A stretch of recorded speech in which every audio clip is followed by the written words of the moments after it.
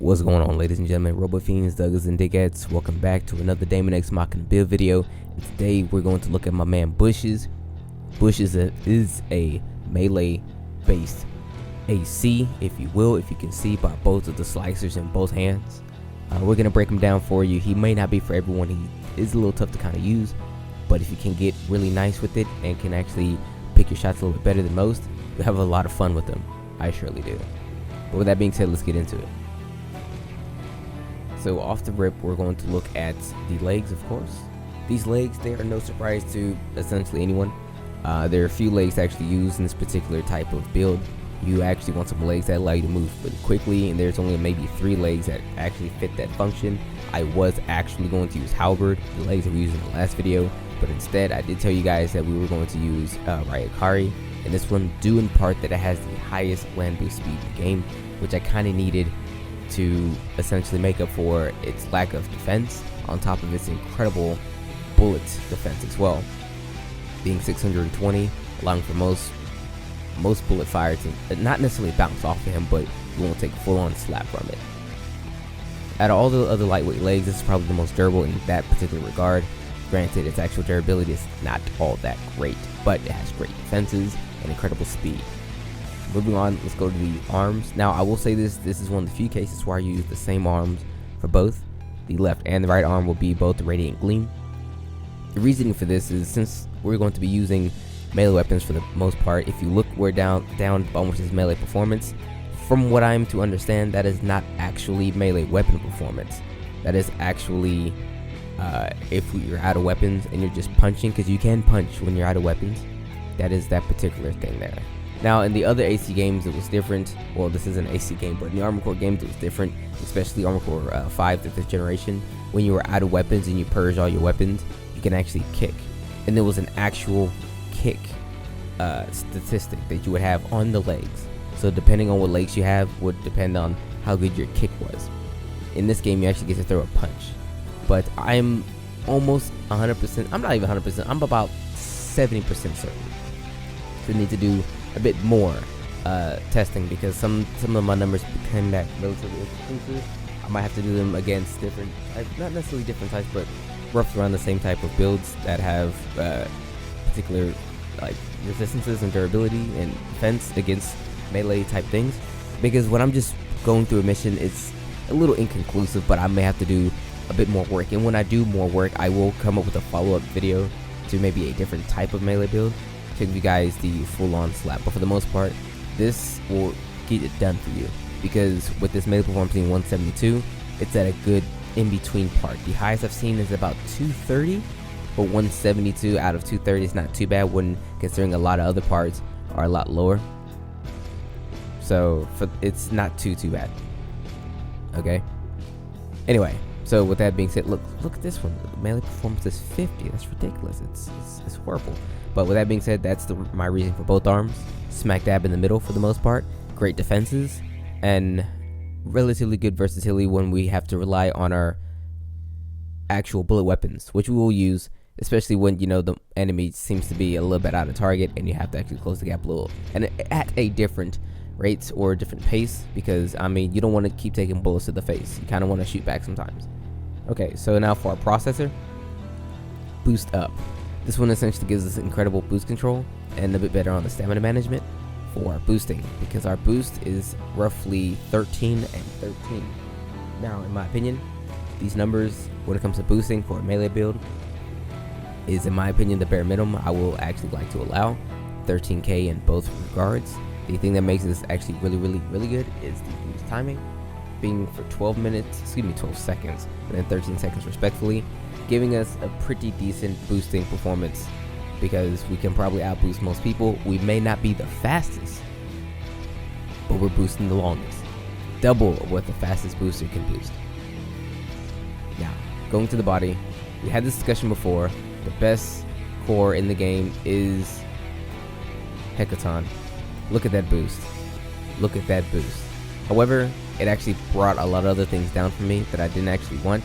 So I actually decided to go with Claymore, giving us a little bit more versatility and still having a pretty decent boost, and on top of the fact that we boost for double the time. So I figured double boosting time is going to be a bit more beneficial to me than the likelihood of not doing so. However, I also opted for Flamberg, but there was a few things over here that I didn't quite like. Not so much the defenses. The lock-on time was going to be an issue for me, because when we do get down to that particular knit grit, we're going to want to actually lock on a bit more. Yeah, the flight boosting and everything's a little bit better, but there's just a few other things like knockdown resistances, recovery, knockdown, etc. that I actually wasn't really hyped for, especially that knockdown. So if we do get, we are light, so odds are we're going to get knocked down by, let's say, an explosion. But if we get knocked down and our resistance is 30, odds are we're going to get knocked down by everything, by anything that can knock down, we will get knocked down. And I was not happy with that whatsoever. I've been stun locked at the knockdown. I've been knocked down to the points where I couldn't actually get up because the enemy kept knocking me down, and I couldn't actually get up. I couldn't reset. I died instantly. And once I saw the differences, because I was gonna run this, but once I saw the differences in the resistances, I was like, negative Ghost Rider, not happening, not even on my best day. So for that, we're gonna rock with Claymore. Now moving to the head, last part, we are going to run Flamberg though. The Flamberg head, in my opinion, is probably one of the better ones in this regard. It gives us a lot of things we need. The scanning range is really good. The bullet defense is really good. The durability, not so much. The memory usage is kind of fair.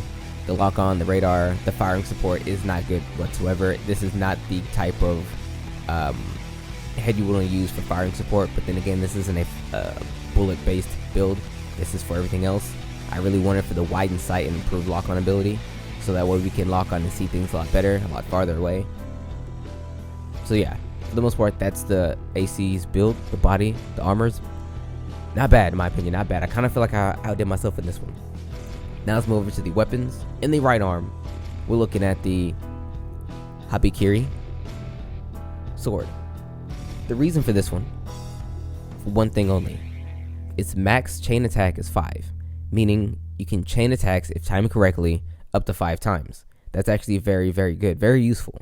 It doesn't have a very good strike distance, and the velocity is okay. The damage is decent, but it's all about that max chain. And to actually chain attacks 5 times, up to 5 times, very, very useful, especially when fighting bosses and getting rid of groups of smaller enemies that are slight distances away from each other, because it will travel those distances to get to the other enemies. Very solid weapon. Now for the left hand, I figured if we have one that's for the chaining of the attacks, let's go for one that's just all about the slap. So I went with the Excalibur. I'm not gonna lie to you, I do not remember where I got this weapon from. But if you have yet to actually acquire this weapon, you can instead run this weapon. This one is almost as good. Actually, it's probably a little bit better in some cases.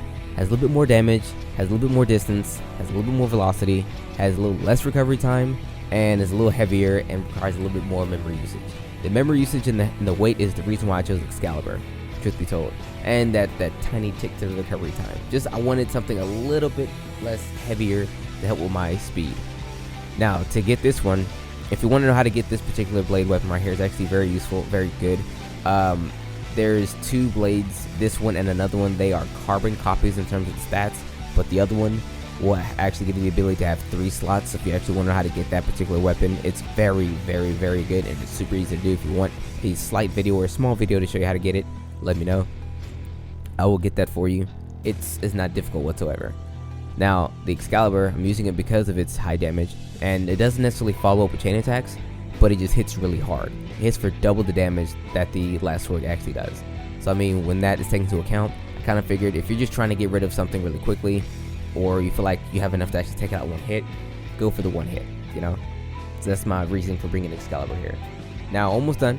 We have shoulder weapons. This one is actually, in my opinion, I wouldn't say necessary, but it allows us to be a bit more versatile. See, we're running Blitz. The reason why we're running Blitz is because Blitz are autonomous little sentries that can move and act on their own and attack on their own. So what I would do is I would deploy about 4 and then have them run around and attack the enemy for me with laser fire. They can shoot them. Now, I would do this and then hope that, let's say, whoever I'm fighting or whatever I'm fighting wants to pay attention to them a bit more. I use them as decoys in a sense. And then I can close the gap a little bit easier with my melee weapons, because they are laying down fire with their own, and then I myself can come in closer and use my melee weapons to a greater effect. I've had a bit of success. I can't speak today. I had a little success with this. It's a really cool tactic. I used to use a tactic similar to this back in my Armor Core days.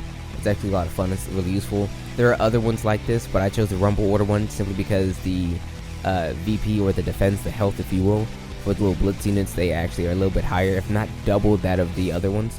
The durability on this one is 1500. The durability on the Dark Mantis, if I'm not mistaken, is 800. Yes, 800. So I kind of want to run with that. There are laser ones, there are machine gun ones. I chose to go with the laser ones, due in part that a lot of people will probably be slacking on their laser defense, so it'll hit a little bit more than that of the bullet based ones. Again, they are autonomous, they act on their own. You launch up to 4 of them, and they're just, for me, they're just a means to get the enemy focused on them rather than myself, while also doing a bit of damage. Now my auxiliary is one that I knew I would actually would have to use for certain when running builds that can't close the gap as easy as other builds, unless you want to close the gap with your face. By that I mean block bullets with your face. The chaff flare. The flare allows you to deter missiles, because missiles are very, very, very strong in this game. They're very strong in essentially all games. Missiles track, and you shoot a bunch of missiles and at least one of them might hit you. The flares, you pop the flare, boom, missiles don't know what's going on, they don't hit you. That's essentially what it boils down to. You have an insane amount of flares to pop, and I would pop as many as you totally want to get rid of whatever threat you have come to you in missile form. It's an astonishingly good weapon, and I use it quite a bit, and it works very, very well. It's as simple as that. The flares keep the missiles off you. Now, for our right and left pylon, we're just going to run a high rate of fire assault rifle. I chose to go with a high rate of fire assault rifle as opposed to just a machine gun because they have a bit more precision. They also have a bit more effective range. The damage is a little bit better as well. So I just kind of wanted to go for something a little more punch and a bit more of a range, in case I can't close the gap all the way and have to actually throw down the bullets. The machine guns, they aren't as precise. You have to actually close the gap a little bit more to get close for them to be effective, and then in turn they aren't super damaging. So I kind of ran with dual assault rifles. This particular brand right here, I chose the second variation and the first generation, the Asterias 1 and 2, for my assault rifles on my left and right pylon. And with that being said, everyone, this is essentially my build. This is Bush's. This is my melee focused build. He has a bit of durability to him, if I'm mistaken. 17k, not too bad, but in my honest opinion, probably the lowest I'd actually be comfortable with going in terms of durability. He doesn't have as much durability, health or durability, if you will, due in part that I actually wanted him to close gaps and be fast on his feet and whatnot. But when it comes down to it, 17k is probably the lowest I'll be willing to go, because you can actually fight for a bit, especially if you're really good on the sticks and boosting and knowing how to boost to get out of harm's way and whatnot. I feel this is decent enough. So hopefully you guys find this video relatively informative. If you want to run this particular build, or you have any suggestions on builds you want to see in the future, please do not hesitate to let me know. I am making builds solely at the request of you guys as of right now. So with that being said, thank you so much for watching, and I'll see you on the next one. Take care.